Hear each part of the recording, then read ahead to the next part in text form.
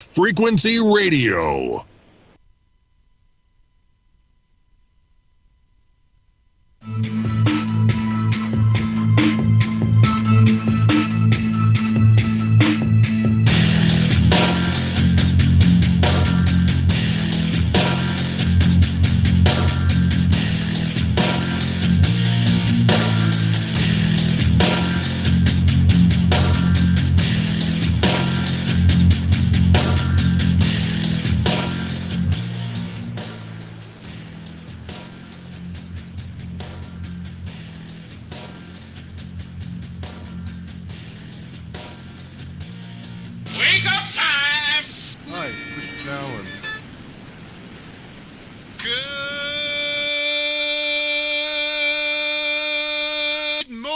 TFR. Good morning. Good morning. Good morning. Good morning. Hi, this is Alan. I like Ironworx because it's where everybody knows your name, and they're always glad you came. I love Ironworx with Josh, Walt and Zach. And Lucas. It's like sitting in your front room having a cosy chat with your best friends. Hi, it's Diva here, and I just want you to know that Ironworx with Josh, Walt and Zach. And Lucas. It's definitely my favourite dose of reality. Come join the family and keep it flat. Why sleep in when you could get your dose of iron in the morning? Listen to the Ironworx on TFR. This is Enlightened Dawn. Roses are red, violets are blue. Iron Rail Media is the best on the plane. To this show, I will forever be true. You guys are truly the best, and I love you guys. I'm so thankful to have you in my life. Do you like listening to Space Letters from Never a Straight Answer? Then tune in to the Ironworx with Zach, Walter, and Josh. And Lucas. Break clear of the fear on the Ironworx and become an Iron Scout. Well, TGIF. Thank God it's Friday. And thank God it's my birthday. I'm the big 44 this morning. Just rocking out one more day of the year. Really zero going on in my life. Happy birthday. Thanks, yeah. Again, I'm just taking my mom's word for it. I assume, because we've celebrated it on this day for the last 44 years, that there's probably some accuracy there. Yeah, I agree. I don't know either. I think it's all a big scam. Right. But I was born on the 7th, not the 8th. Probably weren't even born at all. Well, happy birthday, man. Well, thank you. And we are missing Mr. Walter Johnson this morning.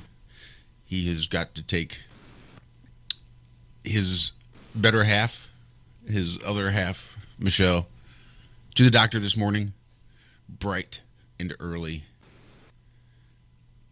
And I know there's some anxiety induced there for the both of them. So yeah, send some warming, soothing vibes. All day. All day. Because it's liable to be a long appointment and a scary procedure. So just make sure you send those healing vibes to Michelle and those supportive vibes to Walt, because he's liable to be beside himself for a little bit this morning while this is all going down. And we just want to make sure he remembers who it is that also loves him all across the plane. So shout out, Walter. We love you and Michelle both, and wish you the best of luck today and a speedy recovery and all of that. Absolutely. I'm hoping it's one of those where there's not a whole lot of pain and all that kind of stuff. Because, I mean, it all really depends on the doctor. Mm-hmm. I've had buddies that have had, I missed it, I got to go do it again. Oops, I missed it, got to go do it again, turning you into a pincushion. That's rough. Yeah. Yeah, I've seen it before. Nah, that's not real. So yeah, hopefully she has a good, smart, steady-handed doctor. Yes, that will help. That steady hand, man. I was never good at operation. The anticipation. Yeah. Too much tension in my hands and arms and made it impossible for me to ever get those little plastic bone pieces out without touching the sides.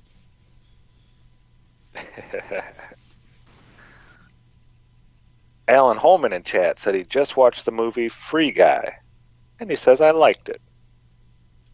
Me too, Alan. I thought that was a really good one.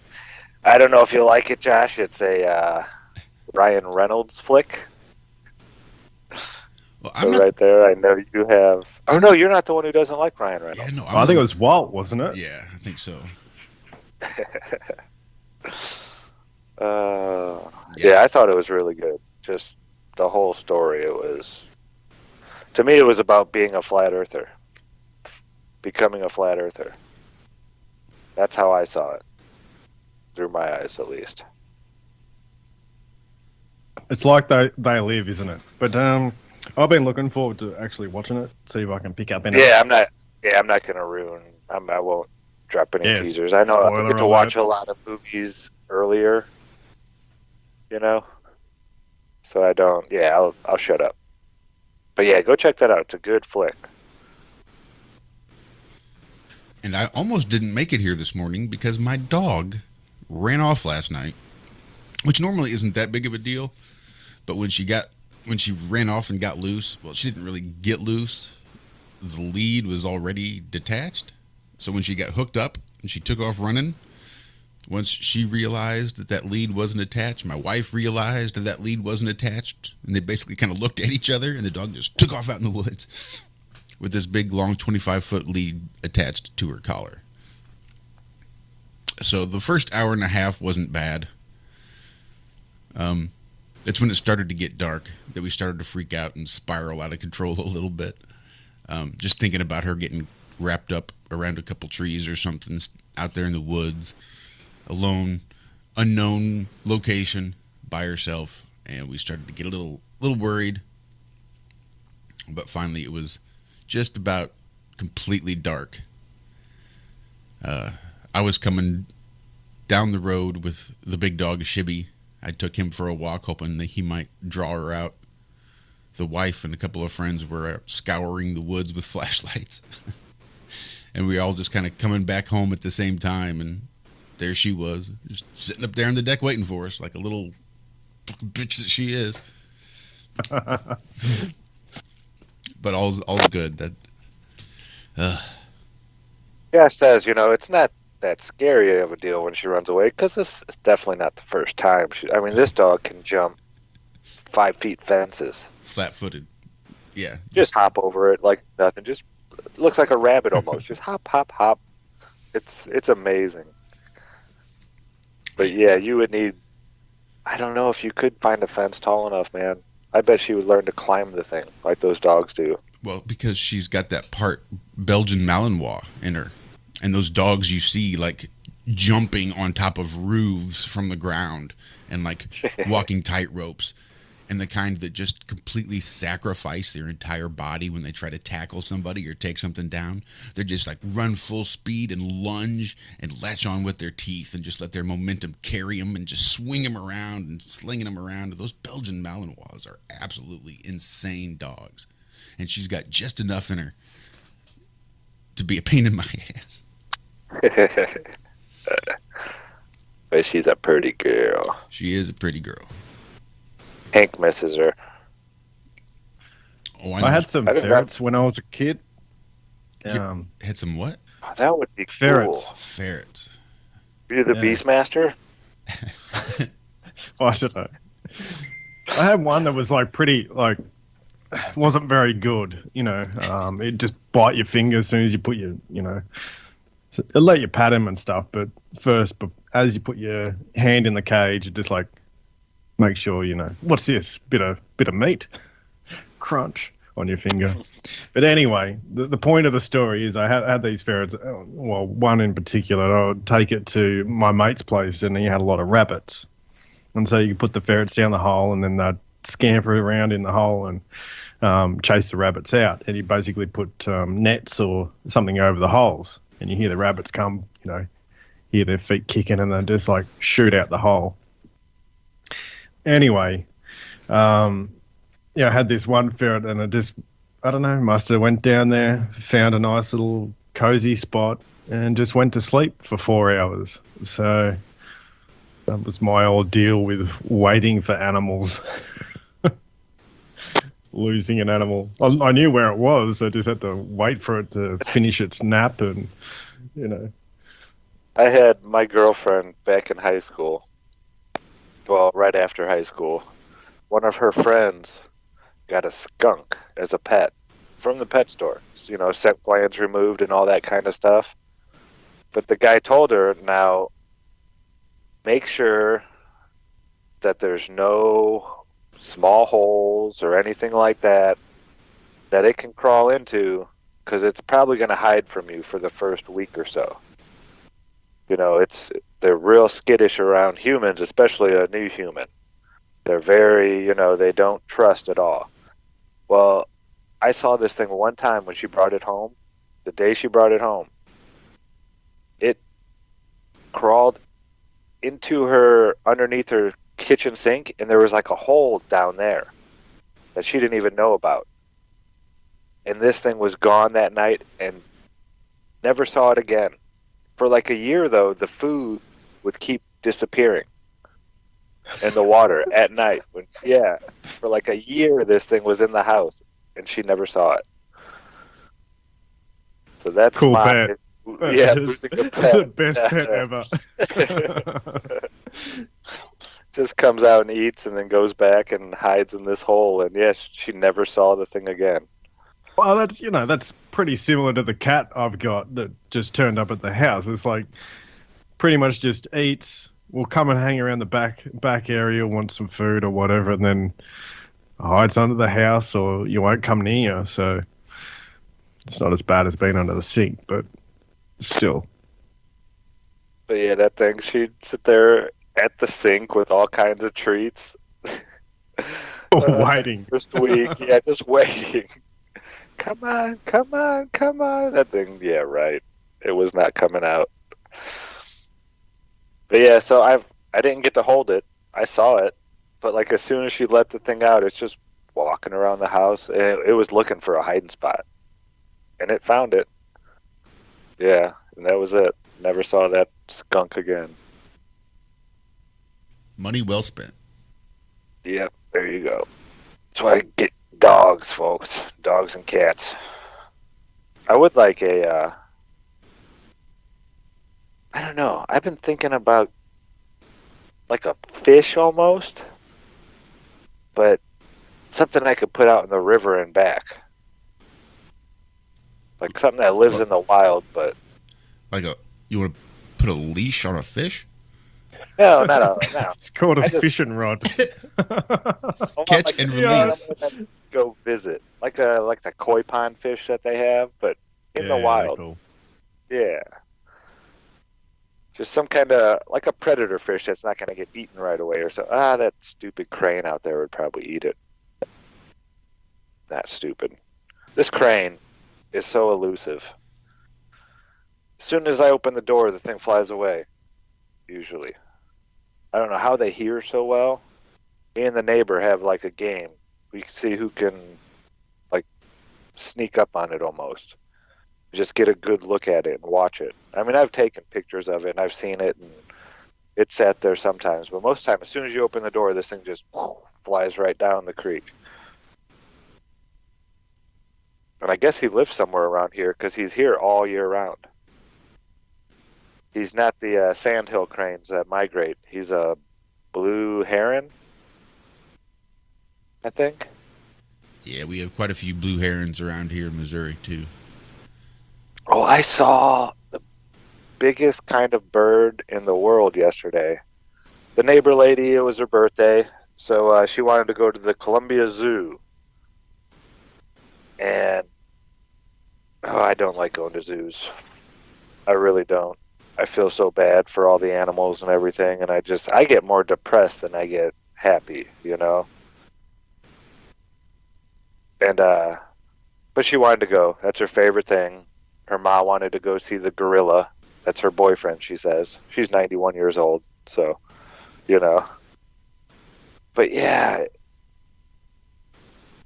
this bird. Oh my goodness. It was the biggest type of vulture. It was like 3 feet tall. And at least 1.5 feet, like maybe even 2 feet wide. And its wingspan can get up to 9 feet long. That's not a big bird. Haven't you seen an emu? Well, these birds fly, though. Okay. This is a raptor that flies and, comes down and eats and all that wicked stuff. But yeah, I've never been that close to a bird that size. It was really, I don't know, like humbling. Like if I saw that bird flying, I'd be scared. I mean, they're just a huge, huge animal. And it's got this, they have supposedly the biggest beak of any raptor bird. I don't know, I need to do some research on that.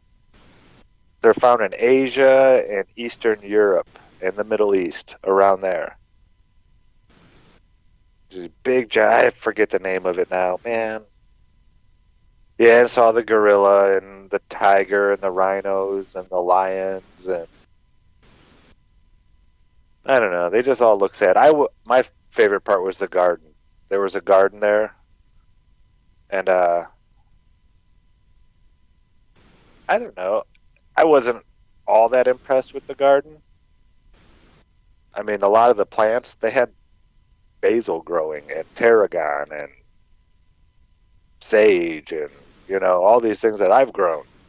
I thought I was going to go to like a botanical type garden, where it's, I don't know. Just wasn't as impressed as I was hoping I was going to be with the garden. But Columbia Zoo, it's not a bad little place if you like zoos. There was a zoo, we were talking about zoos with the other neighbor lady yesterday, and I guess there's one in Tennessee that you can drive your car through. You never get out of your car, and there's, lions walking around in one part, and then there's, giraffes and all kinds of crazy stuff just walking around. Well, her niece went and rolled down her window for the giraffe because she wanted to say hi to the giraffe. But the giraffe sticks his head in the car and puked all over everyone. Right. Yeah. So don't ever open your window for the giraffe, I guess. They said it smelled so horrible. Everybody, the whole ride home. It was like a 2-hour ride home. The windows, they tried scrubbing it out before they came home and everything, and it just reeked. Oh. Yeah. It's got a long way to go from the stomach to come out too, doesn't it? All up the neck. And then her husband's telling me about this camel when he was overseas in the military. He said this camel can spit so hard that it could knock a guy over.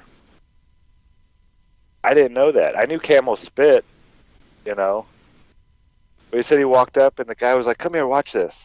He's like, "Look at this camel chewing." And he knew that camel spit. He's like, "I'm not getting too close to that thing." And the guy's like, "Why?" Turned around and right in the forehead, hit him. And then the guy fell down. It hit him so hard. The force of the camel spitting. I had never heard such a thing. Nor I. That's crazy. I wish I could do that. Right? I'd do it to like Dan Andrews or something. Just like, cop that, politician. So are you keeping track? I haven't been. How is the insanity going on the outer edge? I had seen Diva in chat saying she's just trying to ignore as much of the nonsense as possible. Yeah, me too, Diva. Is there any new development? Yeah, sort of have been ignoring it to some degree this week, especially because I've been building and, you just got to focus on that, put some tunes in the background and, So, well, I watched something today with Dan Andrews saying basically anyone who doesn't have the vaccine will not be able to go to work. The whole of Victoria. I'm like, this dude's legit nuts. No one can take that dude seriously, honestly. Like, so he's just basically telling everyone that they can't go to work if you don't take the poison. It's crazy. Yeah, they're doing that with. They're trying to make everybody with 100 employees or more. That's how they're starting it over here. But from what I'm hearing, I mean, police are resigning left and right. Doctors and nurses are resigning left and right. Yep, military over here too. It's like every industry is getting, they're not taking it. They don't want it. And they're willing to give up their livelihood to fight against this. Obviously, they're saying no. And nobody gives a shit. Nobody cares. Nobody needs to care. I think I mentioned it last year that this is a great separator of that mentality of those that do really well in school and flat earthers, those that didn't accept the conditioning. So yeah, those that are willing to do whatever the government says, those are the ones that are going to remain in the military. Who's going to take your guns? Everybody in the military after this vaccine thing is all settled down. Everybody in a blue uniform that took the vaccine, those are the people that are going to be doing it because those are the ones that are willing to do whatever they're told. Yeah, they're the true believers. Yep. Exactly. And it is once more just another division amongst the people. But it's one of those now that the ones in the green and in the blue and everybody else that decide that, you know what, you should have that vaccine whether you wanted it or not. Let's go door to door. Because they're the ones that are willing to do whatever they're told, so they'll do whatever they're told. And that's when there's bloodshed. I'm just happy that 48% of Americans are saying no. And I bet most of those 48%, those people, Josh. Oh, sorry. I was just going to say most of those 48% aren't the lefty nut job liberals, that just go along to get along with all this stuff. They're actually the people with all the lead and all that kind of good stuff. But yeah, well, it might get interesting. We'll see. Yeah. The thing is that the people that are, like those people you were talking about, Josh. Well, those type of people don't actually care that it's, about a virus or anything. They'll just be happy to be in that station of power and exacting the force that they've been handed and the rest of that. So they obviously don't care about people's health at all. I mean, this is anything but to do with health. I mean, not once about diet or, getting out in the sun, exercise, being with people that make you feel happy, and it's completely anti-health, obviously. But which is go ahead. You go. Oh, I was going to say it's been my point for a while is that why am I being discriminated against because I've got a healthy immune system? You can't tell me I'm out there infecting anybody. I feel fine. Exactly. Now, if you want to go get your vaccine, cool, but realize you are spreading it, carrying the vaccine. You get the vaccine, you're going to spread that Delta variant. That's what their mainstream narrative is. Yeah, they call it shedding. Well, You'll be shedding that virus for weeks after you get your vax. And guess what? If you're not shedding it, maybe you're getting it because your vaccine isn't protecting you from getting COVID again. But, okay, so maybe you're not going to get it as bad. COVID presents asymptomatically. Always has. No symptoms.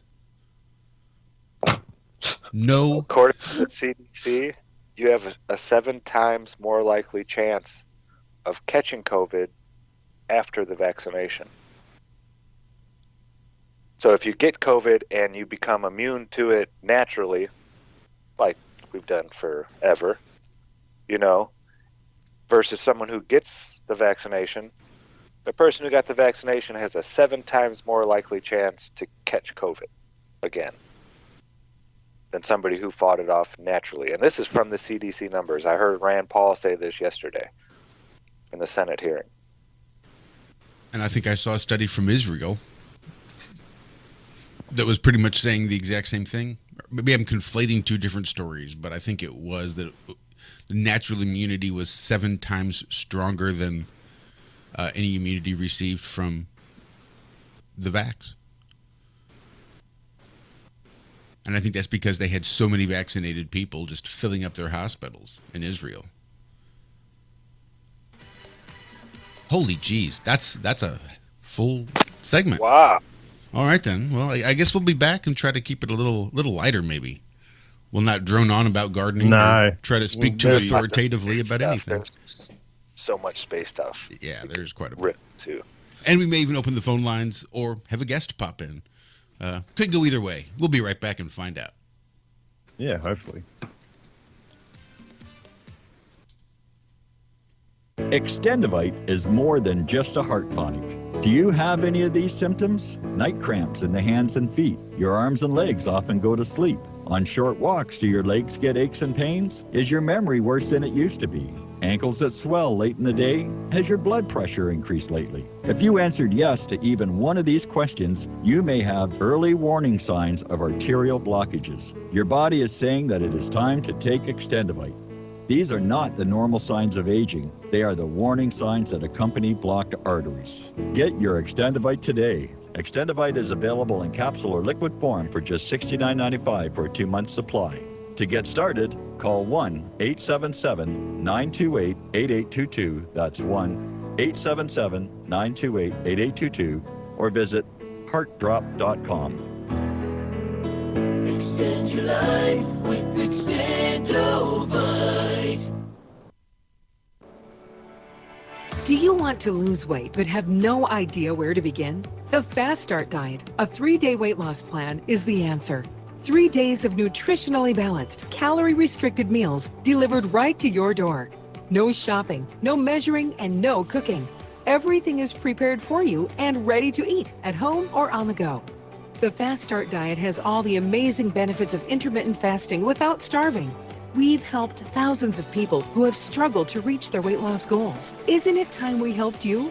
With the Fast Start Diet, you'll lose weight and feel great. Find us on Amazon or go to faststartdiet.com and use promo code POWER to get $10 off your first box. As a special bonus, we will include our #1 rated Lipo3 appetite suppressant spray free with your order. Whatever your diet plans are, start with us at faststartdiet.com and use promo code POWER. More than a dozen astronauts have officially reported UFOs. Hundreds of hours of UFO footage were filmed by astronauts aboard the space shuttle.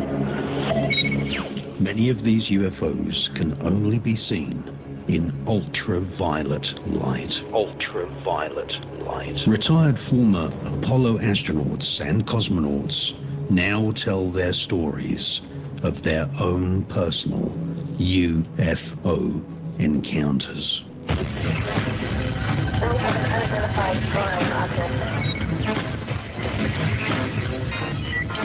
The Enigma Channel, intelligent television for planet Earth. EnigmaTV.com.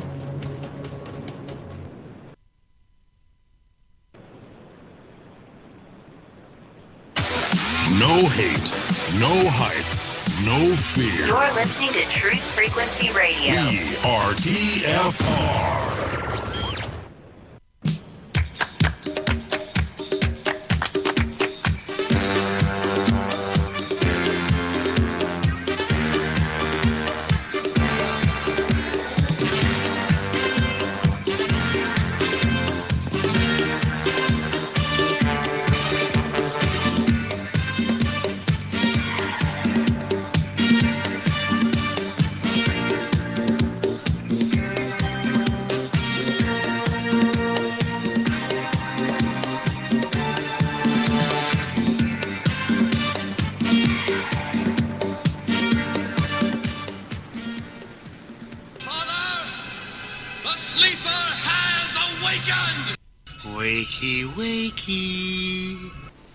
And welcome back to the second half of the first half of the Ironworx, right here on Truth Frequency Radio, TFRlive.com. Josh, Zach, and Lucas hanging out with you this morning. Walter's busy being a good man of the house. So we love you out there, Walter. Love you, Michelle. Seems like we were going to get into something. Nom nom nom nom nom. That's right. We had some space lettuce to get into. Yeah, this one I got a kick out of. This is from Ars Technica. Space lettuce. Yeah. So, a Virginia company has connected mobile phones directly to satellites. Wait a minute. That's a long friggin' wire. That is. Now they're saying that this is the first time it's been done. USB-C? Or do they have some new whacked out fangled charging cord they got to use now? No, it's like a Sataloon, pretty much. But they're saying it's a satellite, and it's here. I just read the Virginia-based company Link sent its Shannon satellite into orbit 3 months ago as part of a rideshare mission on a Falcon 9 rocket.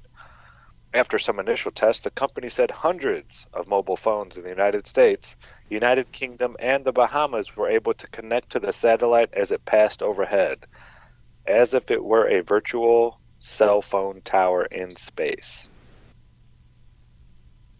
Basically, our satellite looks at your cell phone like a standard cell tower, says Charles Miller, the co-founder of Chief Executive Link.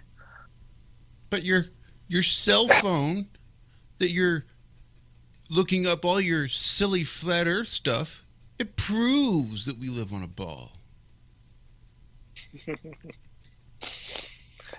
It goes on to say, such companies such as SpaceX, OneWeb, Amazon, Telesat, and more launching or planning large constellations of satellites to deliver broadband internet aren't the same as this, because they all need a dish to send and receive signals to low Earth orbit. Oh, it's a dish. Okay. Well, this isn't the dish, they're saying. The difference with Lynx, Miller says, is that with its 1 meter by 1 meter satellite, there is no terminal needed, nor even software to download. What? Yeah, you can just, it'll be on your phone. You just, boop. So like when you travel to a foreign country, that's how it's spelled here. So like when you. AI. So like when you travel to a foreign country and are asked whether you want to use a local service with international roaming charges, a similar message would pop up when exiting a mobile provider's coverage area. Link, in this way, shares spectrum with the mobile network operator. And then it goes on to say, blah, blah, blah, blah, blah. Coverage is only available for a few minutes daily. Oh. Across several degrees of latitude. Full degrees? For several whole minutes? Well, shit. Once they put up 100 satellites, Yeah, there would be coverage every 5 to 20 minutes. That'll be in 2023. Like Verizon. It's life-saving technology, according to Miller. So far, the company has raised $20 million, but still has much of that in the bank. According to Link's research, the Where'd all average the money mobile go? It's in the phone bank. used to- It's in the bank. Don't look, but trust me, it's in the bank. I didn't take it and buy a huge boat and a second house and a mistress, but it's in the bank. Sorry, didn't mean to interrupt. Go ahead. So where's the money again, Zach? In the bank. All right. In the bank. According to Link's research, the average mobile phone in use today on Earth, where else would they be, is only connected to a terrestrial network about 85% of the time. Well, it's the other 15% for the people that aren't on Earth. Yeah. So as many as 750 million people are experiencing disconnectivity at a given time.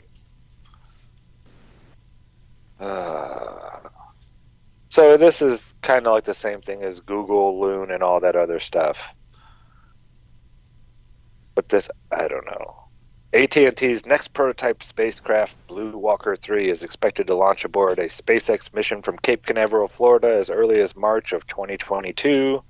The spacecraft has an aperture of 64 square meters. What? And is designed to communicate directly with cell phones via 3G PPE standard frequencies.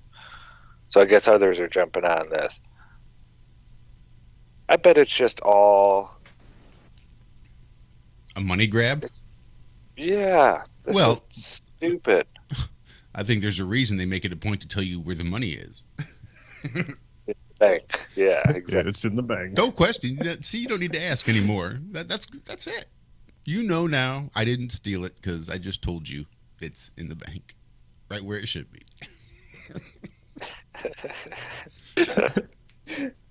And by bank, I mean a big safe in my basement.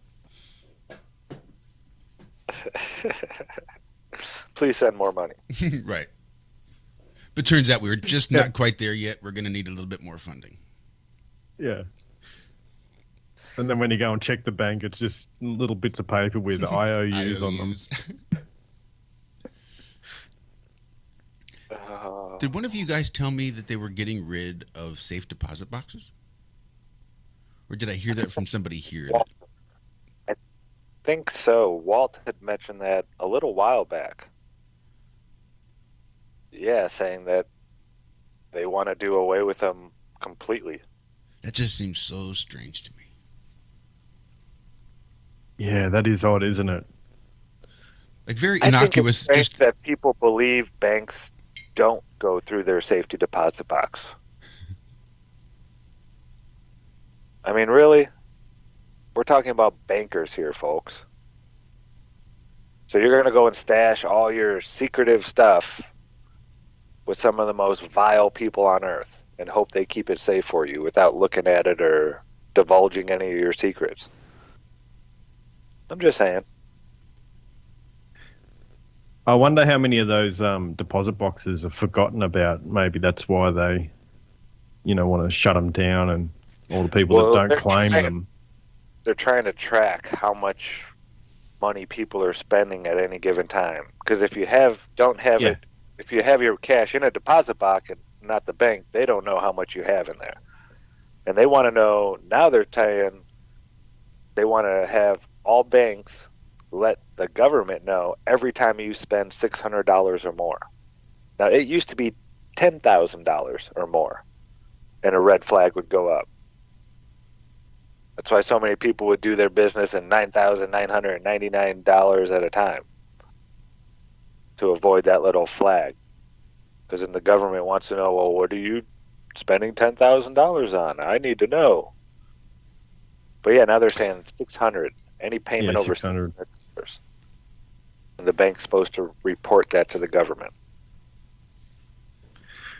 Well, the Australian government, I don't know if they got it through. I don't think they did. They wanted to put a limit on transactions to $10,000.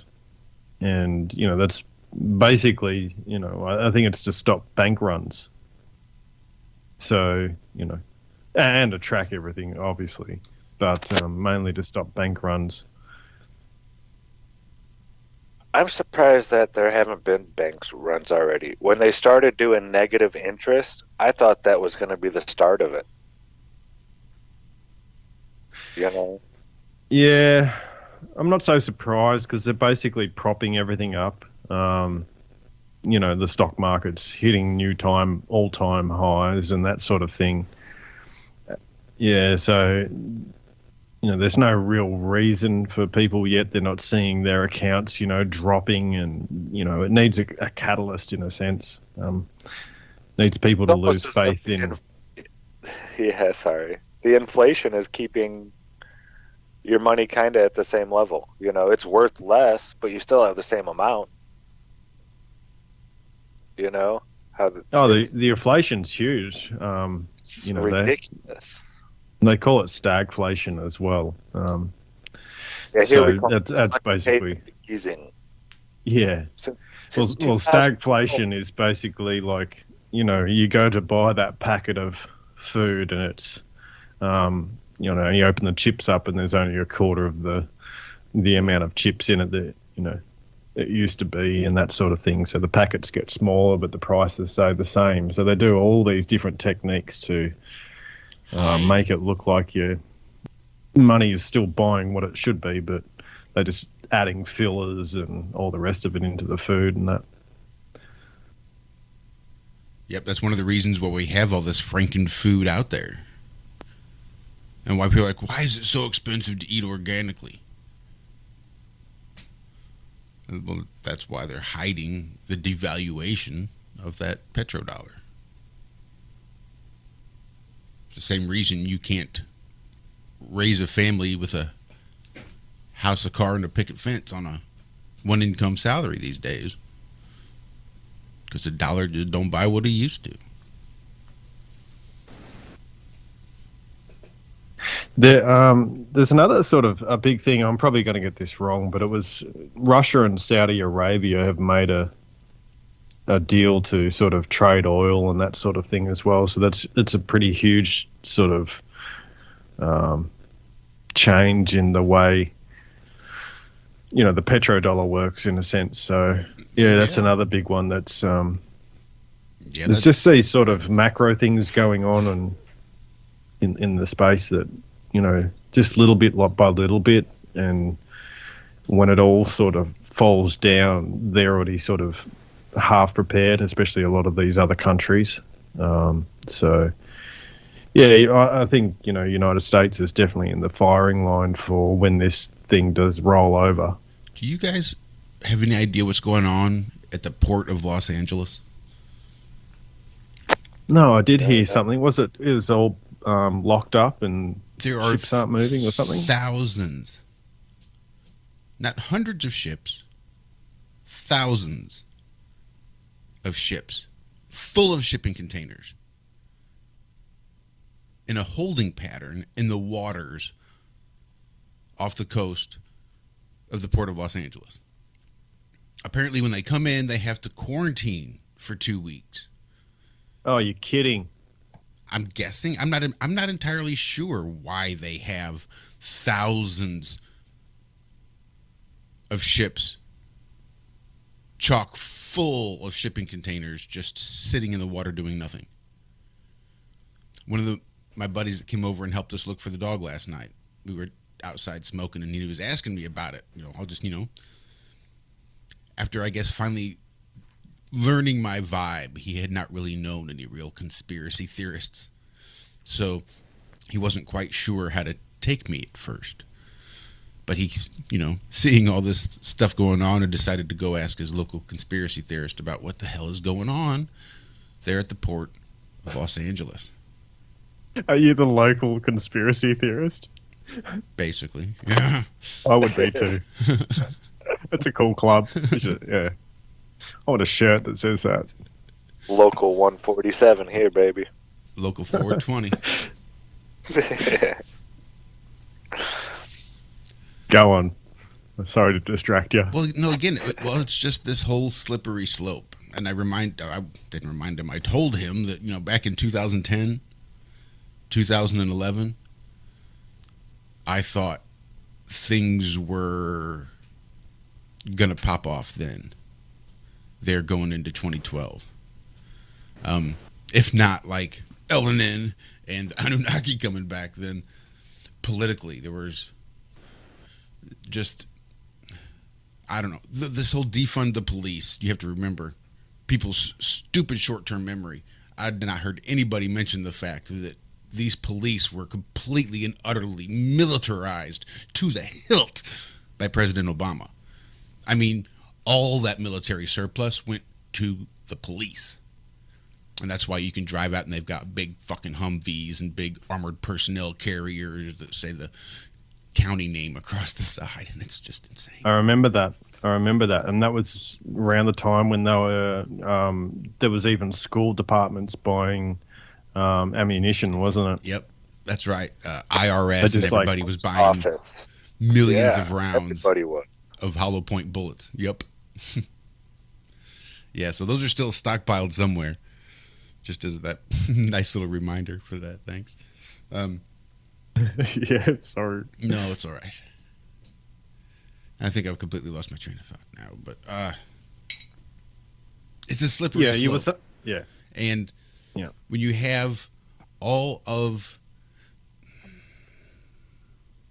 that potential just sitting out there in the water, I mean, you especially where you're grinding everything else to a halt, what little bit of the economy you have, you probably want to keep running as smoothly as possible. So keeping thousands of these ships completely full of shipping containers full of stuff that people need. The least you can do is start getting that stuff. It's not like it's going to live on the surfaces, right? It's not like if we start taking stuff off there, we're going to catch some sort of disease from the things that are coming off the containers, out of the containers off the ships. Yeah, I could understand quarantining the people. I mean, not really, because this is all nonsense, but okay. If you want to play pretend and LARP it, yeah, the people need to stay on the boats or in the port. But the products, I mean, like you said, they're not carriers of the disease. Those Nintendos and all that crap that's in those shipping containers isn't going to be passing COVID to another person. COVID doesn't live on the surface of stuff. I don't get it. I don't know about Nintendo controllers, Zach. Well, and probably after a while. And I do think that's sort of what he was asking me about is what would be the point? And it's that slippery slope that we've been on for a while. The one that I saw back in 2010, 2011. And then by 2013, I was like, I was just paranoid. I just need to lay off the Alex Jones and the fear porn. And I did. And my life has been considerably better ever since. So this did kind of take me by surprise in the fact that it happened so quickly. But now we're on this really slippery slope, and everywhere we look, it's like they're just dumping water on the mud. And we're the little cartoon characters trying to keep our footing as our legs trying to catch her and try to get some stability. And they're just dumping water on it. Oh, look, it's awful slippery. Don't fall. And then, whoops, we slip and fall in the mud, and now society's a shit show. Like, oh, look what you did. You fell right there in the mud. Good thing we're here to save you. Again, this is more Hegelian dialectic. Problem, reaction, solution. How do we find the dissonance? Pretty much, you and a lot of the people listening will know how this is. What the end result of all this is. It's the complete. They're trying to cover every single angle as they break down society. Because their modus operandi is that order out of chaos. But first you have to create the chaos and, break down something so you can build something new, build back better. That's their fucking slogan. So this is part of it. You got to break everything, and especially for the United States, because it has these qualities about it that are inherent to freedom, inherent to controlling and keeping a government under control via the people. And so, that is exactly what they're trying to do, is undermine everything else so that, those ideals are basically, eaten away. And there's people have to deal with, basically staying alive in the best way that they can and retaining, a quality of life rather than, taking out the heart of the problem, which is, at the end of the day, really, this is about the banking system that we're all subject to. Without that system in place, the world would change overnight. Overnight. I agree.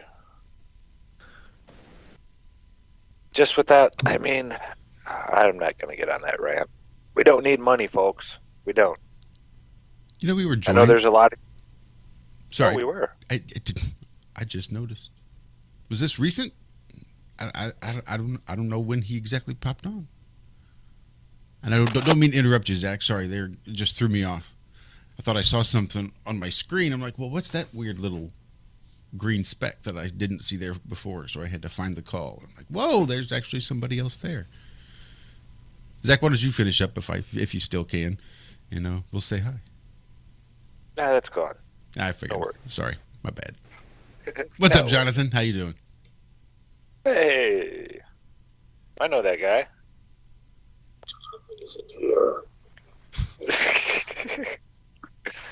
Makes for riveting radio. And we're back to the Dark Night of the Soul. No, what's going on, guys? Oh no, it's coming. How you going, Jonathan? Florida treating you, man? Hello. Are you still down there in the armpit? Yeah. Weather's got to be cooling off a little bit down there, at least. It just got 100 really degrees. Nice. The past couple of days got really nice. It's amazing. It just feels right. It feels so good. Yeah, you're going to enjoy the winter down there. That's the best winter I think I've ever spent in my life was down in Florida. Yeah, no, I'm up towards Orlando, north of Orlando. I've just been moving around trying to figure out, where I belong. And I don't know when I was on here last. I don't know if I told you guys I was out visiting Chris Pontius a couple weeks ago. I went to Dallas, and then I was down in Miami. I had to go shoot a convention down there, and then I was up in Orlando, and here I am. And then next weekend, lab is amazing, isn't it? Did he show you the secret room?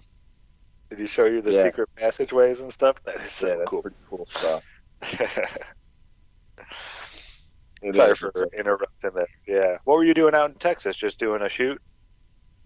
No, I just went out there to see him, to stay with him for a few weeks, just to see what's what, and finally keep on that promise.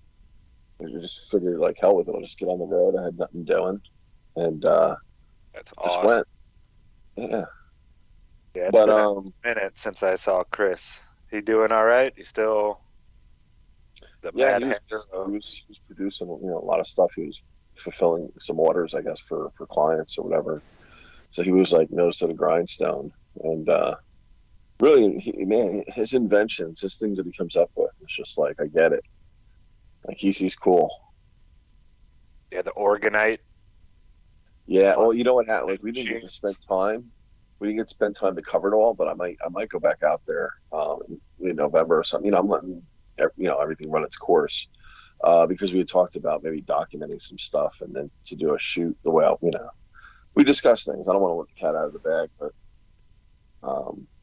I just found myself in a situation where I'm going to be doing ayahuasca next week and some other stuff that's in the works.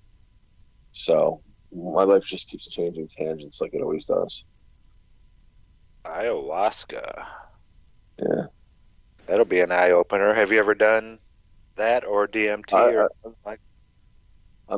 over the air, I'll just say that I've done a lot of things. Okay. Let's leave it at that.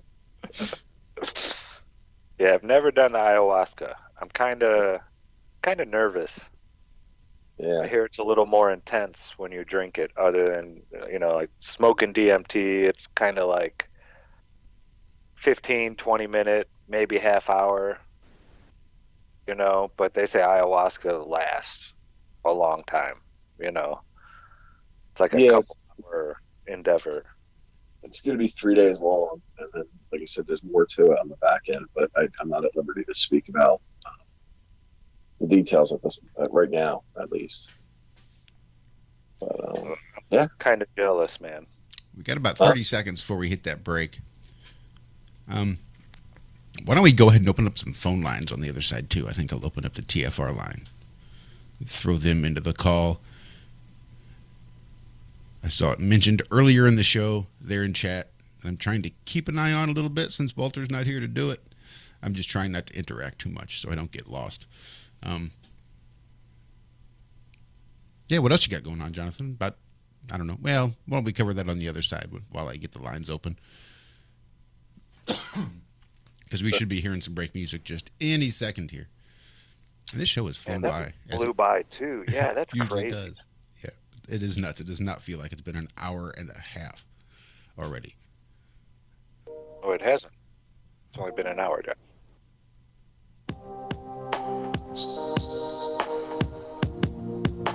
So this is really only the halfway point, huh? Yep. For some reason, I did. I was totally thinking this was like the final break. Truth Frequency Radio is your #1 source for news and information without the hate, hype, and fear.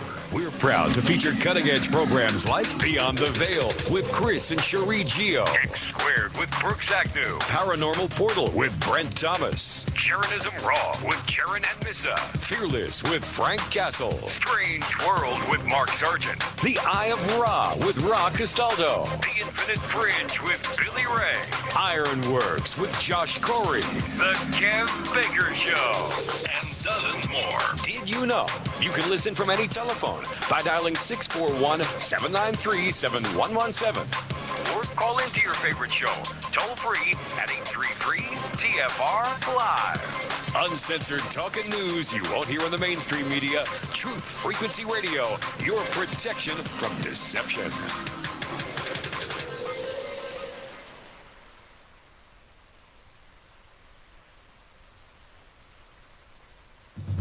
It's the Onion Radio News. A 91-year-old woman is an expert at outliving. This is Doyle Redland reporting. Lillian Resselin of Tempe, Arizona, celebrated her 91st birthday today by continuing to do what she's been doing for more than 9 decades, outlive those closest to her. Tanya Stoles is an employee of the Oak Hill Nursing Facility where Resselman has lived for the past 7 years. This lady has outlived not only 2 sisters, a brother, and a husband, but all of her friends. Even her only son, because he died in the Vietnam War. That Lily, she is a real survivor. The septuagenarian remains active with hobbies including breathing exercises, brief walks, and stubbornly clinging to life. A black Labrador retriever named Loki experienced the best day of his 6-year-long life for the 400th straight day today after going outside and sniffing a bush. The deliriously happy pooch had this to say about his glorious day.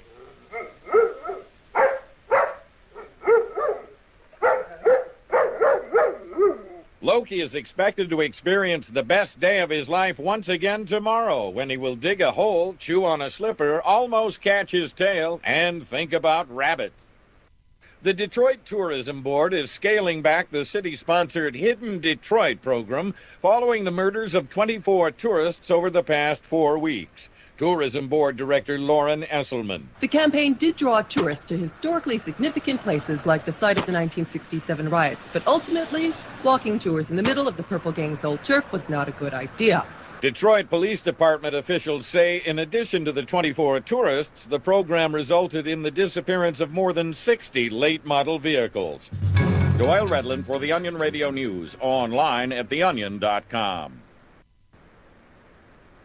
This is Truth Frequency Radio. The Wicked One, obviously under heavy Masonic influence.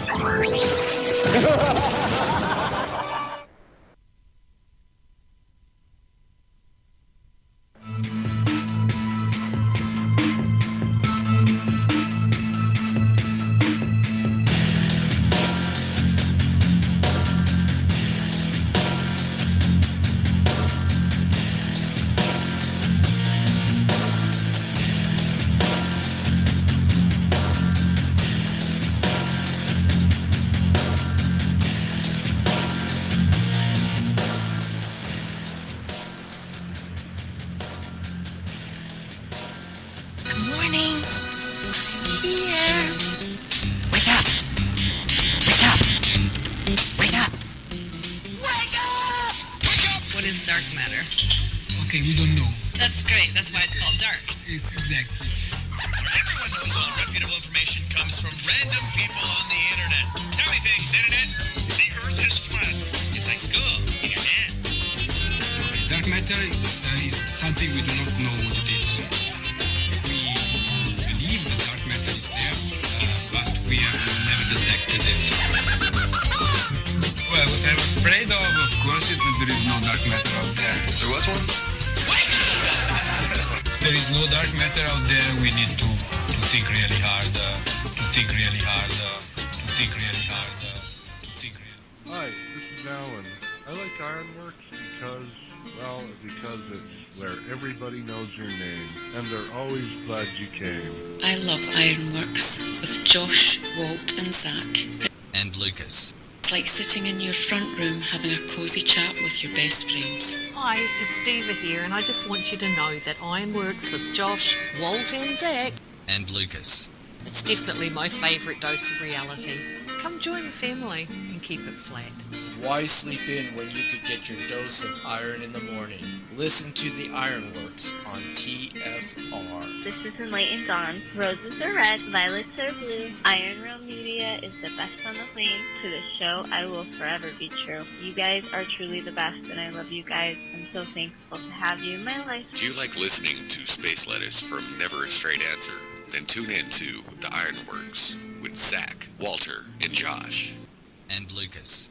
Break clear of the fear on the Ironworx and become an Iron Scout.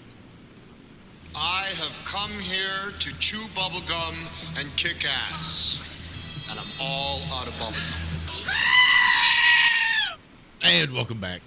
I guess this is the start of the second half of the Ironworx show right here on Truth Frequency Radio, TFRlive.com. And we do believe have some phone lines open, I think. Of course, I've not looked to see if anybody's called because I've got too many other things going on. No. Okay, we're good. So, Jonathan. And supposedly, is Jonathan still here? I don't think so. But Claire's here, I think. Oh, excellent. Hi, Claire. Unmute. Hey, guys. How you doing? Good morning. Yeah, good. Good evening for you. Nice to meet you. My name is Josh. It's an absolute pleasure to have you come in and hang out with us. Whatever it is for either of us. Yeah, my name is Zach. It's so nice to have you here. Lucas speaks very highly of you. Hi, guys. Thanks for having me. Yeah, so for people that don't know, Claire is a kinesiologist. That's what she's trained in. So, I suppose you can give us a bit of detail of what kinesiology is for people that don't know. That would be a good start. What kind of schooling do you have to go through to become a kinesiologist? If you guys are there, all I keep hearing is plenty of relays in the background. Oh, okay. I don't know. You might have to... Have you got YouTube playing? Because if you got that, you might have to turn that down.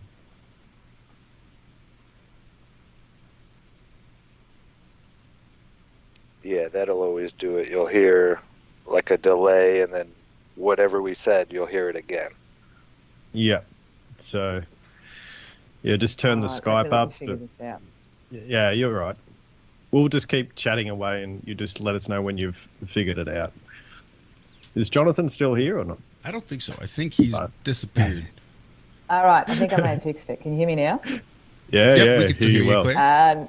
Now I can hear you much better. Sorry about that. Perfect. No, you no were worries. asking a question. What were you asking? Just about kinesiology, sort of give us a bit of an introduction of what it is, and then Zach wanted to know, where do you go to train to learn about some of this stuff? Okay, beautiful. I liken kinesiology to like psychology for the body. So basically, if you have, for example, you don't always have what you think you've got. Say if you've got a sore right shoulder or something, most people always think it may be from a sporting injury or because they slept awkward. It's not always the case. Basically, your body is like the barometer of your emotions. And so, unfortunately, when we stress or when we get quite emotional about something, the body will just go and park that stress anywhere it wants to. So sometimes it's in your muscles, your joints, your ligaments, your tendons, organs, glands, you name it. So basically I get to go in there and find out what the hell's going on with you in a nutshell.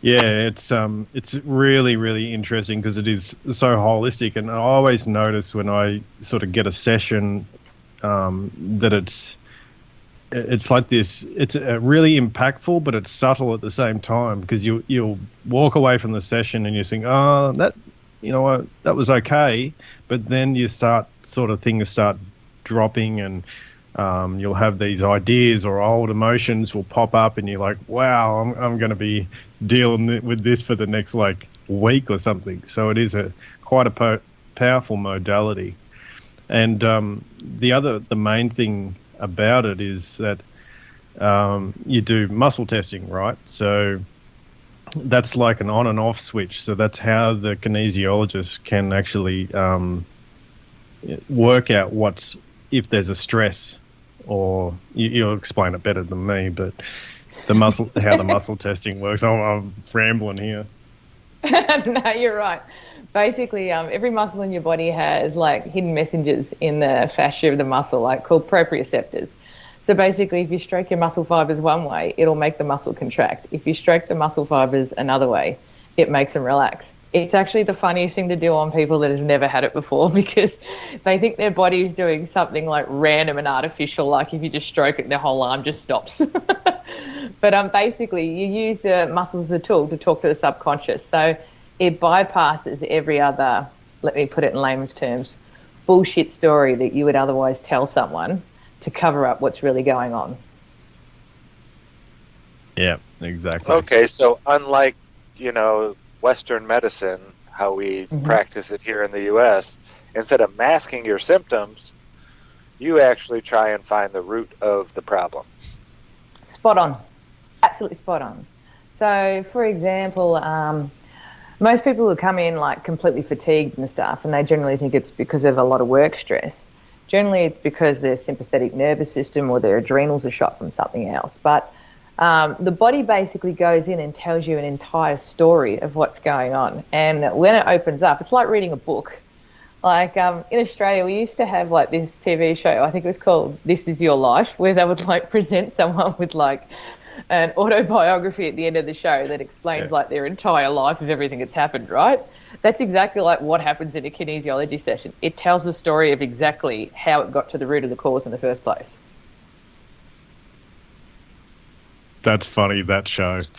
I don't know if that was a good analogy or not. Yeah. This is your life. Yeah. How difficult is it to diagnose? Are some things much easier than others? Do you have issues trying to figure out what's wrong with certain people? Not really. With the level of study I've done, there's over 365 different ways you can sort of map to find out what's going on. The one thing that you do definitely need to be quite savvy on is people will naturally have an inbuilt defense mechanism in them, right? So it's like a safety component. So if you're going to touch on something or a subject that's a bit sensitive for someone, their subconscious will naturally go to a defense mechanism to make them distracted. So their brain will switch off during the session and they'll just start waffling on about something else. But if you're all over that, then you sort of catch them every time they're going to do it. Does that make sense? It does. I'm fascinated by being able to bypass those basically survival techniques that people generate in order to, maintain their psyche, and where you can just sort of all of these stories and things you tell yourself and things you've convinced yourself of, just self-justifications, that you can just sort of bypass that completely and learn to read those reactions. I'm completely fascinated. Can I be honest with you? That is like the funnest part. Like when you can actually see someone that's trying to bullshit their way through something, or pretty much try and tell themselves a lie to make them believe a narrative that they've held on to for so long. It's so nice when their body, like I can just set up their body to ask a yes or no question and their body just pretty much goes, liar, this is the real truth. And it's quite funny when it happens because they're like, okay, yeah, cool, I can't bullshit this anymore. So that's amazing. So you can actually inform people, hey, stop lying to yourself. Yeah, in a nice way. And the other thing I find Okay, really fascinating with the sessions is that, like, you can deal with people's willingness to actually deal with a problem. So the problem might be so big that they actually, shut off to it, but then you deal with the actually willingness to deal with the problem. I'm probably not saying that well again, but you can explain that as in a better way. You're spot on. Okay, so the best example I'll give you is like people who always want to come in and say they want to lose weight or something, or they want to quit smoking.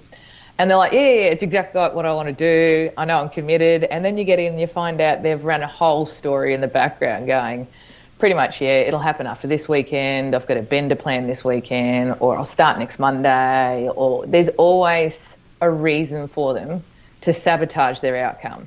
And you can catch it out before it happens. I mean, that's so different to... You can sort of start. You're painting a picture, which is really clear that this is such a different approach to health and wellness, and mental health as well, compared to walking into a doctor. Yeah, this is what you got. Here's your pill.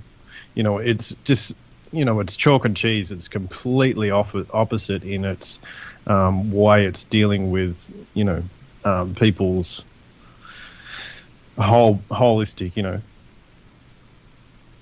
Yeah, 100%. Well, this is what I love about it. I mean, look, at the end of the day, I can work alongside a lot of doctors, psychs, all that stuff. Like what it generally takes a psych about 7 years to, I can get to in about 3 sessions done. With a lot of, say, physios and chiros that constantly adjust someone, I can actually go in and find out why a lot of the adjustments and corrections aren't holding. And generally because, as I said before, most people fail to understand that every mental and emotional, every thought and an emotion that you have, right, has to have a physiological response in the body, right? So therefore it's going to have some sort of physical alteration that's going to occur somewhere. So unless you actually begin to realise that it's not, you don't look at the body first, you begin to look at other areas that affects the body, and that's what tells you the whole picture. Yeah. Hopefully this makes sense. Yeah, it makes sense. So have you ever come across somebody that, you couldn't figure it out? Like their body was so interfering with itself in some sort of way. Or maybe they just couldn't not lie to themselves. I don't know. Are there people that just can't help? Okay, so it's a good question. The best way I deal with it, okay, I'm pretty straight down the line if I have to be with a lot of people. So, and especially when it comes to health. So if someone's coming in and they're constantly dealing with the same thing all the time, I start to get quite curious why there isn't a change. And so I actually might deliberately set up a question that is designed to actually put them on the spot, but really it's actually putting the brain on a spot in a way. So I might set up a question and use the muscles, and I'll ask the body, you know, do you really want to be here? Or are you here for your health? Or do you want to be healthy? And if it answers no to any of those on a conscious or subconscious level, then I already know there's a rogue program as to why they're not being healthy. But I'm pretty firm with people, because if you don't want to get well, then don't waste my time, because there's heaps of other people that do want to get well. Exactly, yeah. Does that make sense? It probably sounds a bit harsh. So if somebody wants to get better, you can help them. 100%. But if they don't, if they're there because someone's making them go there and they don't believe what you're doing is, you know, real. Do you get any of that? Skeptics who come in and you do.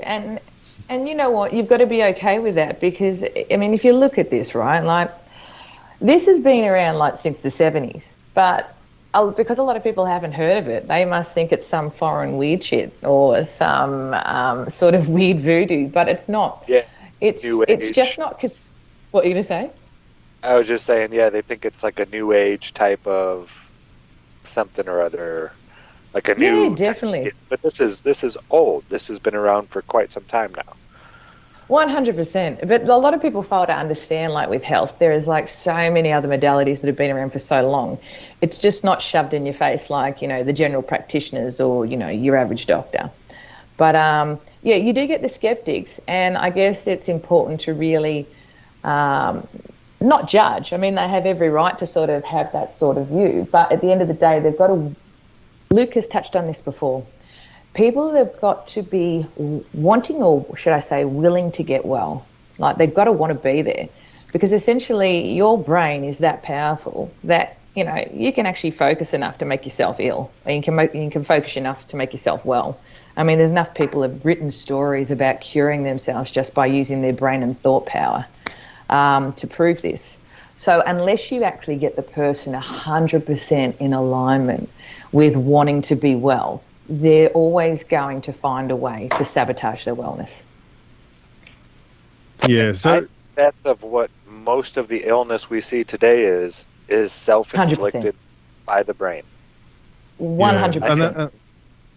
And that's where I was going to go with. How do you see this, you know, the way you deal with clients or whatever it is, and the way, you know, kinesiology is? How do you see it parallel to what's sort of going on now? I mean, that might be a bit of a complicated question, but no, you know, this is sort of like what they're doing in a sense is, you know, psychologically manipulating people's minds to be unwell in a sense. Should I be accurate? 100%. Yeah, you're absolutely spot on. So essentially, what I'm seeing at the moment is nearly 99, or let's really be honest, 100% rate of sympathetic nervous system, which is full activation of fight and flight happening in the general public. And the problem is, you know, our human body is so intelligent. It's amazing that it knows what to do, but we're actually dumbed down to think that it doesn't have the ability to be able to heal itself. But we actually have one of the most complex immune systems among any living species. So it's amazing how we allow the government or other people to educate us that we actually don't have the power to heal ourselves. But because of, at the moment, the general public is constantly being plied with fear, we are in fight, flight, freeze, or fragmentation. And when you're in a sustained period of fear for such a prolonged period of time, your body starts pumping out all these hormones. So first of all will be your adrenaline. What are we going to do? We're going to do some form of action. Secondly, if it's in prolonged stress, it starts to pump out things like cortisol. Cortisol is like rust in a car. It doesn't get better unless you cut it out. And the problem is, if we pump out enough cortisol for a prolonged period of time, it goes in and it actually suppresses the immune system and it causes inflammation. So now you're actually more susceptible to getting a really bad cold, to getting a really bad flu, to getting a really bad illness. Why? Because we've already eroded and degraded your immune system. That's the dark psychology of what's going on now. Yeah, and then at the same time, you're taking away the very thing that You look at these pranayamas, these other guys like Wim Hof that are able to do stunning things with their body, immune-wise, and it's all through breath. And at the same time, as they're putting in this fear, raising people's, depleting their adrenaline, increasing their cortisol, then stifling their breath at the same time, so they're not getting that, breath of life. This is just a sort of a recipe for, disaster at the same time. It's a recipe for control, because as people, the weaker someone gets, the more they feel like they're the victim, and then they play that victim role.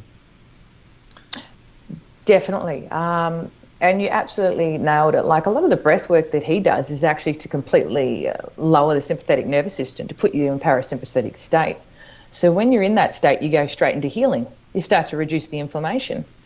And it's funny you mention this, because when people are in sympathetic nervous, they shallow breathe. And the irony of what you guys have been told today is to wear your masks. Oh, don't get me started on that. But that is one of the quickest ways to illness. So your 3 things that your cells need for health: nutrition, water, oxygen. You remove one of those, you create oxidative stress. There's your precursors to cancers and diseases. Like, it's just, I have to, I think literally walk around smoking a joint or walk around drinking red wine most of the time, because I can't deal with seeing that when I see it the general public. Yeah, that's fair enough. It's just been such a trip, We've only got a few minutes left. Sorry to interrupt. But we're gonna absolutely have to have you back on, Claire. I have so many more questions. I really want to. I'm just fascinated by the psychology of it, to the physical therapy nature of it, and just the Venn diagram of all these different modalities that come into kinesiology. I'm just completely and utterly fascinated. So I really want to have you back on very soon so that we can discuss this more, and I'm sure Walter would love to get in on this discussion as well. Yeah, there's just so many different avenues that I could wander down for a little while that 30 minutes just isn't nearly enough time. Look, that'd be awesome, and thanks for having me on the show. 6:30, Josh. You know that, right? Have I done it again? You did it again. I've added 30 minutes? Yep. For no reason whatsoever? Whatsoever. So somebody in chat earlier said there were some weird energies. And there were some really weird energies yesterday, almost as though somebody had been doing some distant Reiki work on me, because I was just having all of these. I'm a pretty hyper emotional guy to begin with. I'm a cry little bitch. That's just the way it is. But yesterday, for some reason, I was having a lot of old memories and nostalgia and just different hyper-emotional, hyperactive emotions going on yesterday. Just some really weird energies, and I'm usually pretty aware of my mental state, just because I have to be, otherwise it gets out of control. So when I see things that I don't recognize, it's pretty obvious to me. And yesterday it was just some really obvious things going on. And I guess maybe it's bleeding over in today, where I just want to lose time, add time, subtract time. At least I got the day right. So I guess we have a lot longer than 5 minutes, but still just only a minute and a half till the break. But then we have 30 more minutes after that. So that's even more exciting, because I do want to wander down some of these avenues, sort of like into the energy work, into what you do, and into the psychology of it, and into the actual physical therapy, sort of, the physiology, the way it actually responds, manipulating the body to help the mind, and helping the mind to heal the body, and just the cyclical nature of it as it goes through. It's just completely fascinating to me. Yeah, are you on social media anywhere? Are there any places where people can reach out and get a hold of you, contact you, learn more? Yeah, certainly. My business, my business is called KinFX, and I'm on Instagram, Facebook, unless they bar me from it, and I've got my own website as well at kinfx.com.au.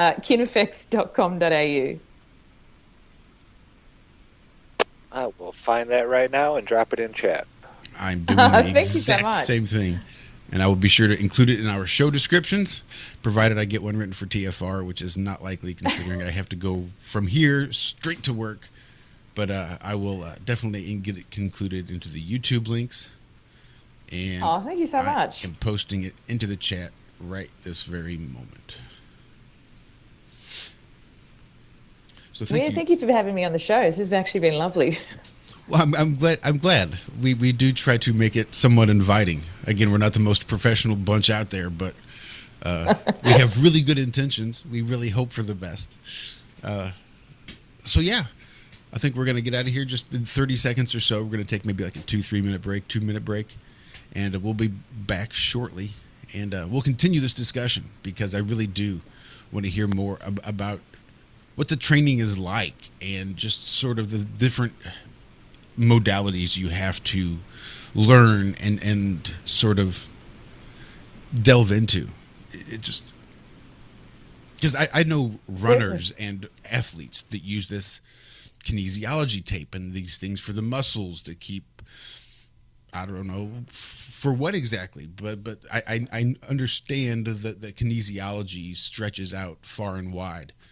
And I'll be really excited to learn more. So why don't you guys stick around, and we shall be right back after these brief messages for what I believe is maybe the last half hour. Shit, I don't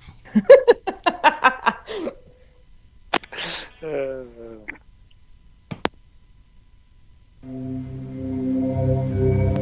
Discover the extraordinary powers of intuitive healing with pain transmutation, a method of holistic healing for the human soul, body, mind, and emotions.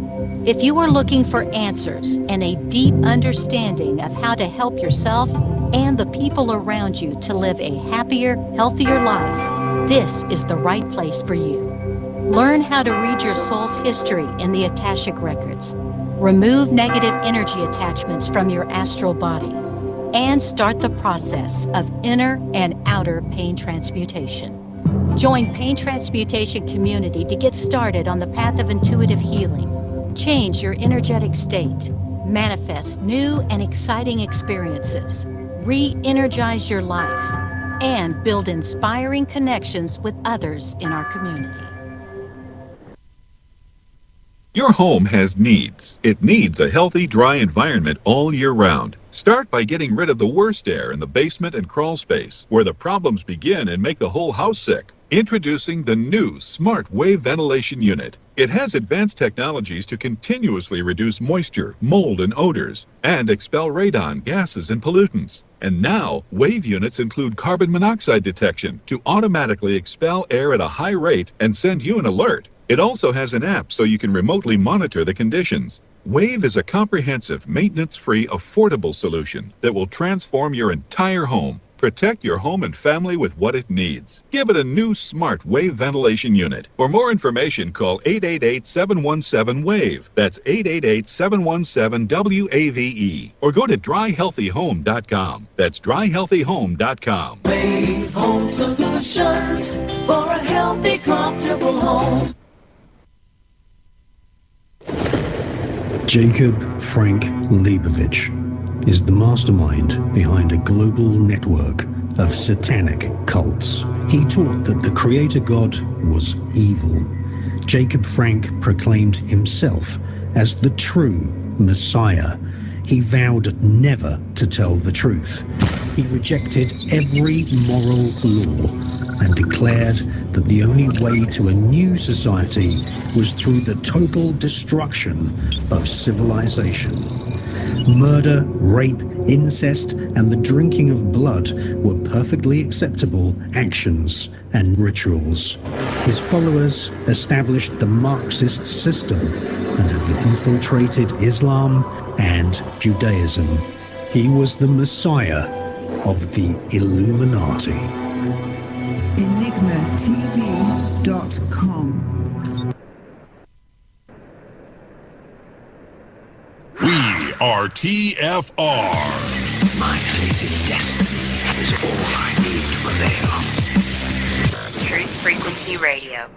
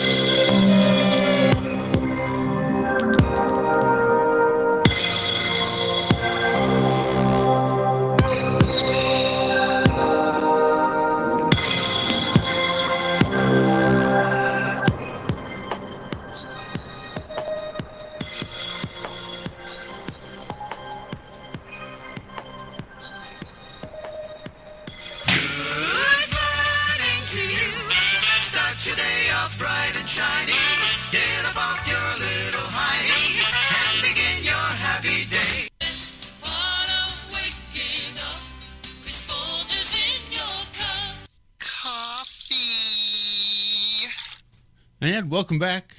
Let's see, what time is it? 5:31, 2, 3. Carry the one. Let's make the fourth and final segment of the Ironworx right here on Truth Frequency Radio, TFRlive.com. Don't forget to carry the one. Otherwise, you'll be off the whole damn show. But we are joined this morning by Claire. This is Lucas's kinesiologist, and she's teaching us all about kinesiology. You can find her over there at kinefx.com.au. And you can find all of her other social media links and contact information over there. There's blog.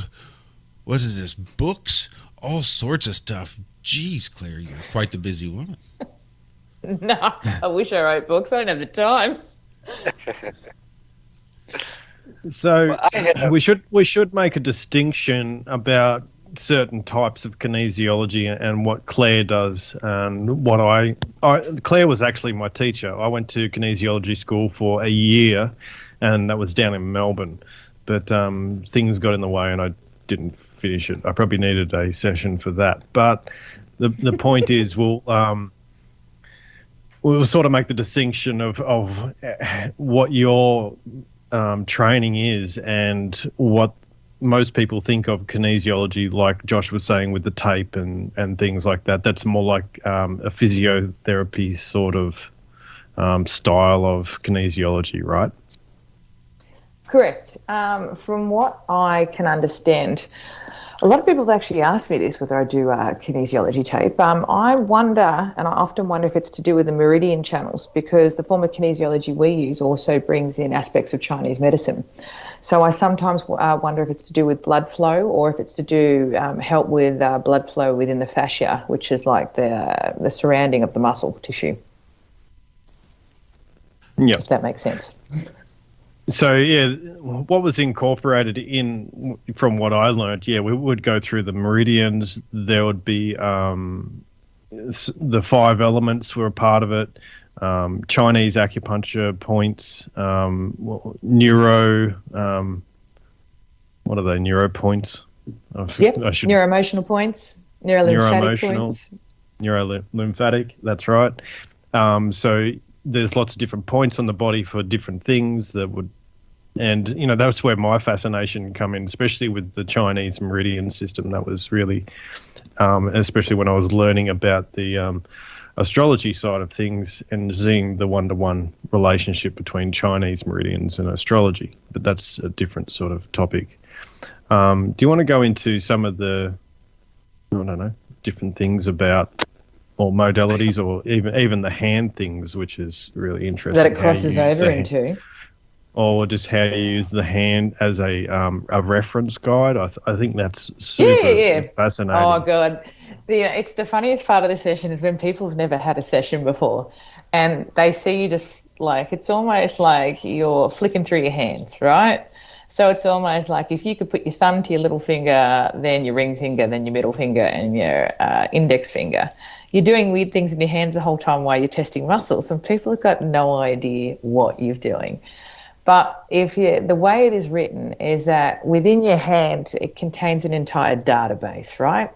So if you can imagine you've got a sheet in front of you, and on this sheet, your structure finger, well, we call it the structure finger, which is your index finger, is like one area. Your middle finger's another, your ring finger's another, and your electrical finger, or otherwise known as your little finger, is another, right? So there, imagine if you had like tabs in a book. These are tabs. Then within those tabs, you've got book numbers, right? Or page numbers, I should say, sorry. So your hand acts like a book, and then there's a tab that you go to within that book, and then there's a page number. And on that page, it'll say, this is what the issue is within the body. So that's exactly what I'm doing. We call it a database. So it's like having a database on your hand.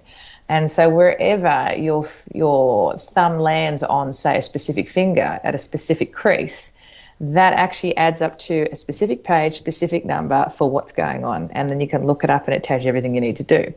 But when you've been doing it for long enough, you kind of start to remember everything and it becomes freakishly natural.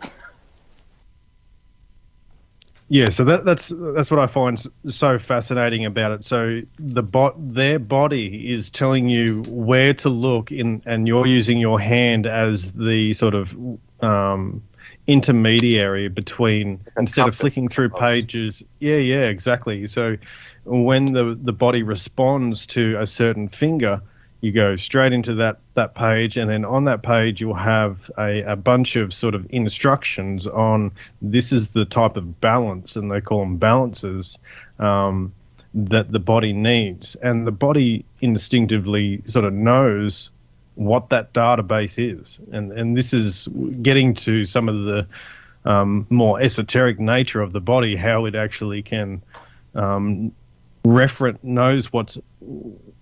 knows other people's databases. It's almost like the subconscious is linked to the very environment that you're in. Yeah, it's pretty epic. But you know, it's funny. When people see you doing it, they look at it like something they've never seen before. Now, hand signals or hand modes go back through the history of time.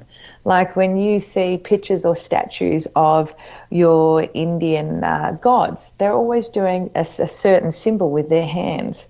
When you see certain, where's another thing that you see it from? Certain scripture, like I think in the Bible, there's pictures of hands. So hands and symbolism have been around since the test of time.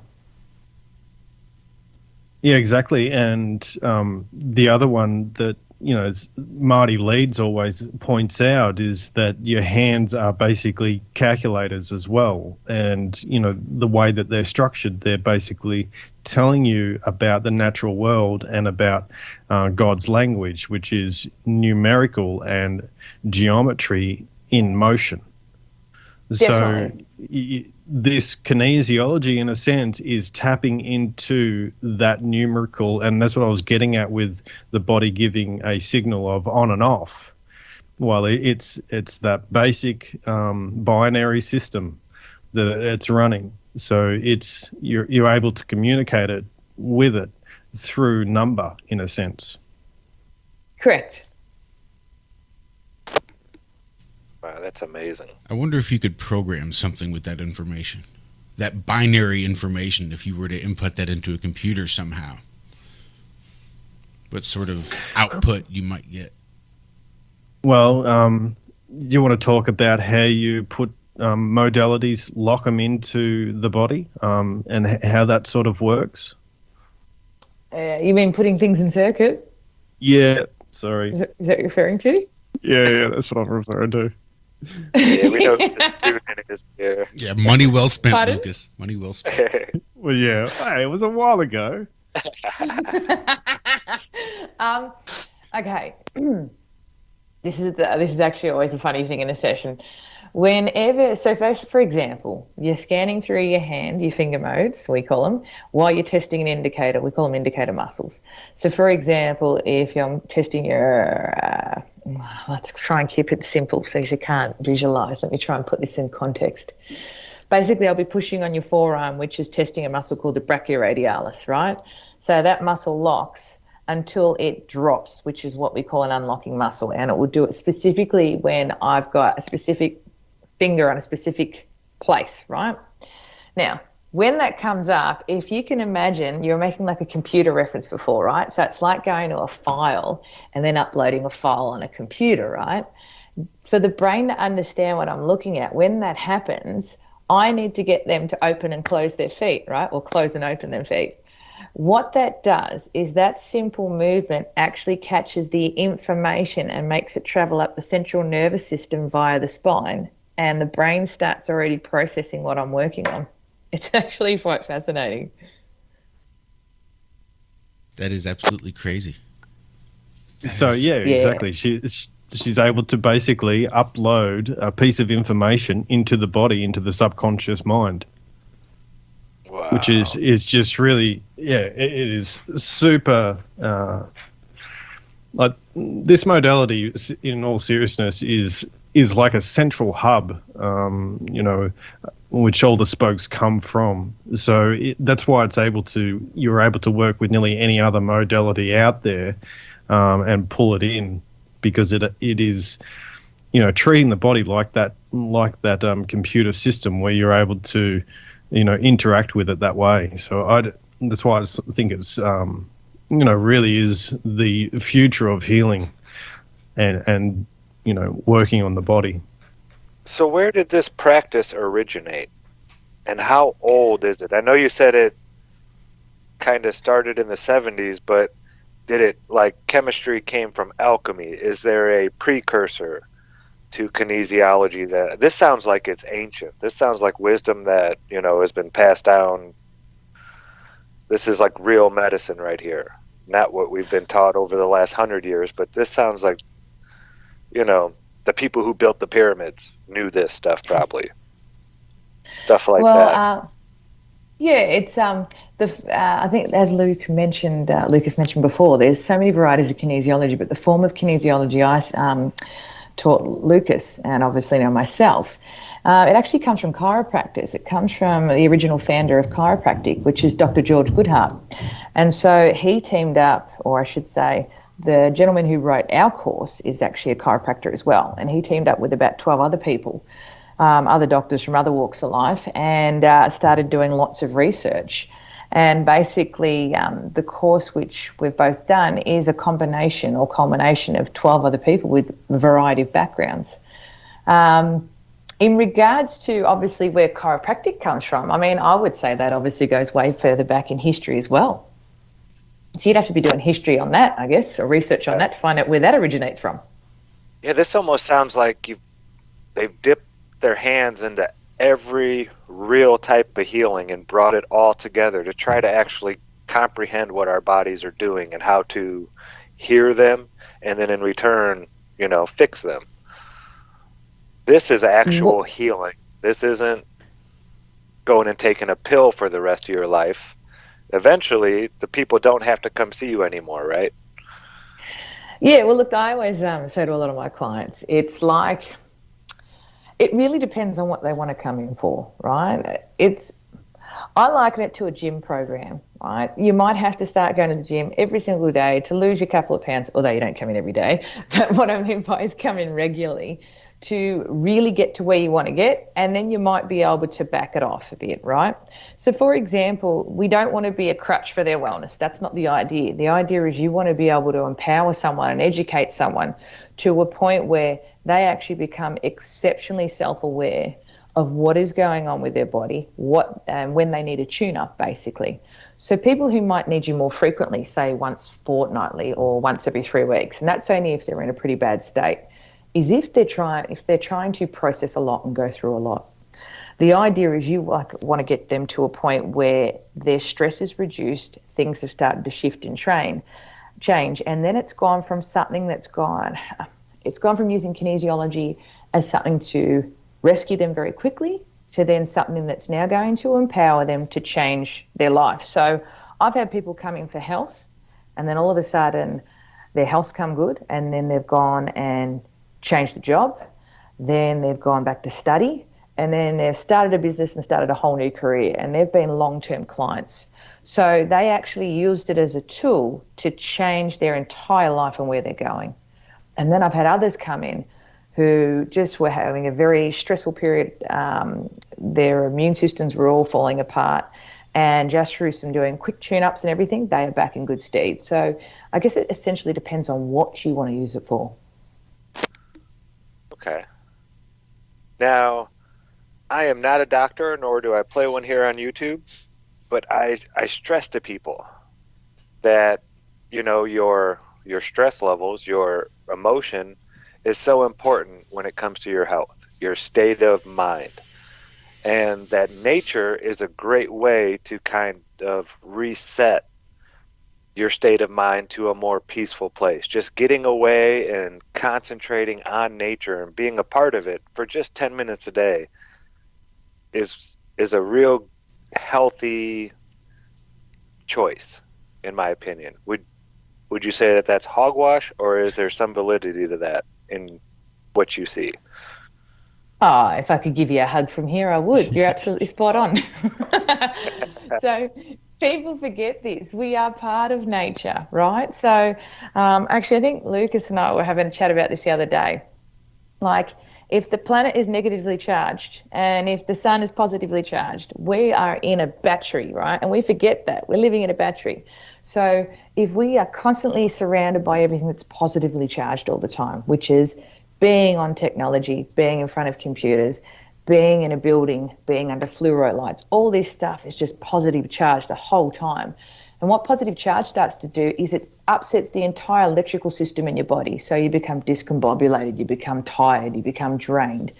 Your thinking becomes quite fuzzy. So you're actually starting to really degrade your optimum health. One of the best ways to reconnect, you know, go for a swim in salt water full of positive ions. Go walking in the grass barefooted, full of positive ions. Go connect with nature, you know, get rid of your electronics and switch off. And the problem is, as human beings, we've advanced so far, but we've forgotten to do the one simple thing, which is connect with nature. Yeah, well, that's right. That's right. And that's what I sort of point at as well with the way that I explain how the world works, as well as, you know, this electrochemistry and how that ties into both how the body works and how nature, you know, operates as well. And, you know, you have, and this is why the Trinity is so important as well. You know, it's been basically venerated through every single old religion and non-religion for that matter as well. But the Trinity is that, you know, you have the positive and negative, the two polarities which our world is built on, and then we want to stay in that, you know, that middle ground between the not too positive or, you know, not too one way, not too the other way, and stay in that central path, that walking that way, you know. And that's what you're talking about there with the computers and this, you know, data coming at us or whatever it is. There's got to be the opposite. We've got to go towards those places that have that balance within them, and that's purely where nature is. It operates, always trying to find that central point, that balance point between those two polarities, and that's where life is generated. And I think there's a lot to be said too for that adrenal fatigue, especially in, you know, the way things are today. That taking a few minutes, it's one thing to try to remain calm in the face of all of this and use that energy not to get scared. It's another thing to relax and to completely let go of all of it and just spend time quietly resting, doing nothing, alone in your head, this meditation, whatever it is, but being able to just rest your brain and let your brain relax and not have to think about what's going to happen next, what just happened, and all the crazy things that's happening right now, but just relax.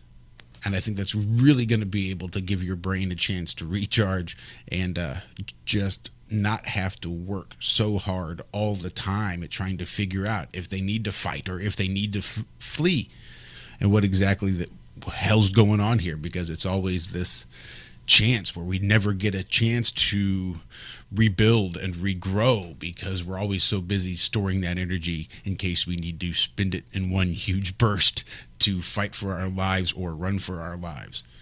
So yeah, I think just that general getting out into nature and grounding and being able to get close to the soil and just calm your brain.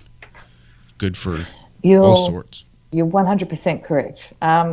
I believe, and this is just my thought, I believe most anxiety stems from people's inability to be present.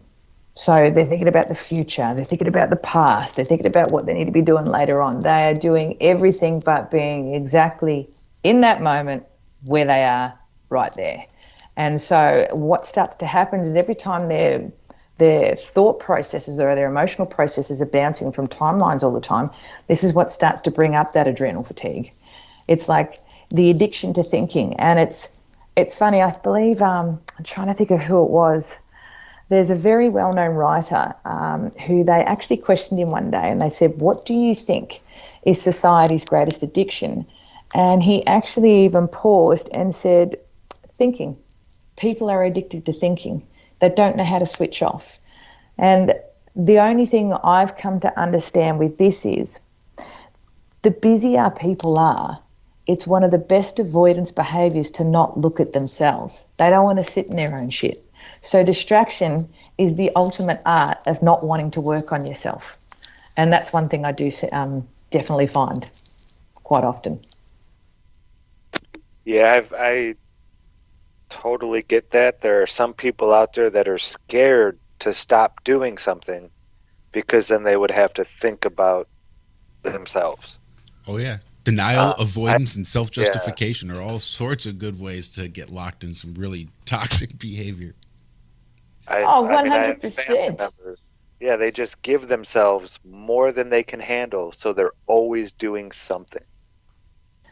Yeah, and you know what's funny? When you deal with addictions in sessions, right? So if you're dealing with someone that's got a drinking problem or that's got a smoking problem or something, it's funny how the average person would throw, how would I say, a lot of judgment towards that person without knowing the story.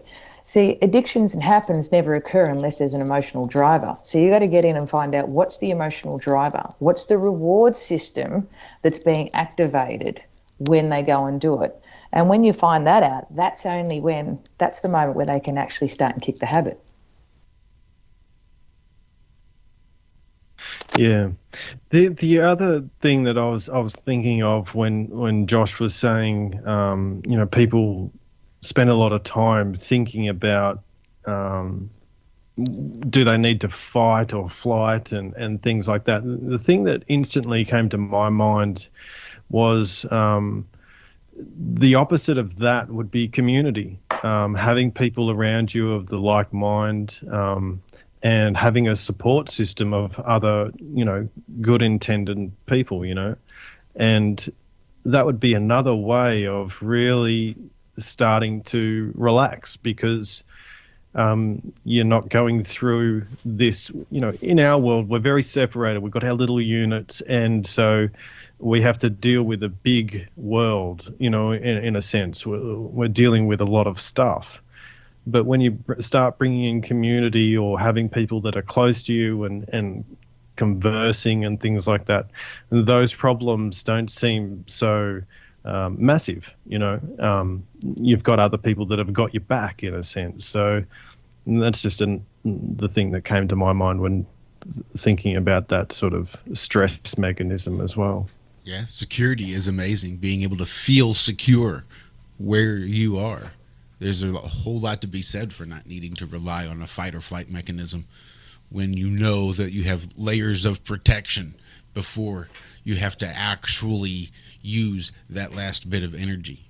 That fight or flight can be your last bit of energy. You have more energy to devote to rebuilding and building and progression, as opposed to just stagnation and fear. And we got to hold on to all of this just in case, because we never know, because we are so insecure about everything. We just have to hold on and stay here just in case. You guys are absolutely spot on, and I love that you mentioned this because if you look at the shit show that's going on out there at the moment, right? I don't know about you, but I mean, I've seen friendships fall apart. I've seen relationships fall apart based on differences of views on what's going on with the whole COVID, real, not real, jab, no jab, whatnot. And essentially what everybody has become is this collective melting pot of high anxiety, fight and flight. It's nuts out there. And the problem is, as someone who works in energy, I can feel it. So I have to be very mindful of looking after myself during this period. But you touched on the correct point, Lucas. There actually is beauty that is emerging amongst the shit. And what I've started to notice is we may be losing certain friends or certain family, or separation maybe occur. But out of that, I'm seeing a beautiful lot of community starting to develop. I'm seeing strangers reach out to strangers. I'm seeing groups of people that are like-minded, that somehow connected and found each other. And they're the ones now checking in on each other all the time. They're the ones now going, all right, let's sneak out for a coffee. Who gives a shit? They're the ones that are now going, all right, what are we going to do? Do we buy some land together? How do we all make this work? So it essentially becomes the we, not me. And you feel the difference in energy. It's becoming more relaxing when you're around like-minded people. It's like a family that you get to choose. That's it. 100%. And thank you guys for choosing us as family this morning. We do appreciate it. Claire, thanks so much for hanging out. We hope to have you back again real soon. This has been just a great discussion. I think there's a whole lot more to be gleaned. Thank you so much for having me. Appreciate it. Anytime you're free. Any good evening is a great morning for us. In the meantime, we'll see you right back here this Friday evening or Saturday morning, depending on where you are. Be good, be well. We love you. Bye-bye.